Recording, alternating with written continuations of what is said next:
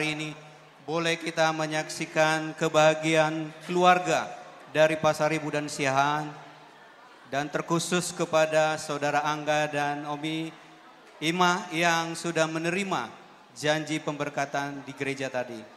Di sini kami berdiri semua anggota jemaat Anglikan Indonesia. Dan di sini ada hamba Tuhan, Reverend Marpen Gultom, dan juga seluruh kami jemaat Tuhan.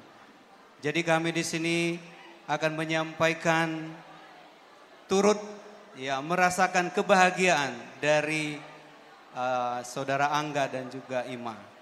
Terkhusus juga untuk Pak Anton. Pak, semuanya sudah terwujud mimpi Bapak, harapan Bapak untuk anak tercinta Angga. Dan kami berharap ke depannya jemaat Tuhan bisa mengikuti dengan baik. Angga adalah yang pertama sekali di gereja kita.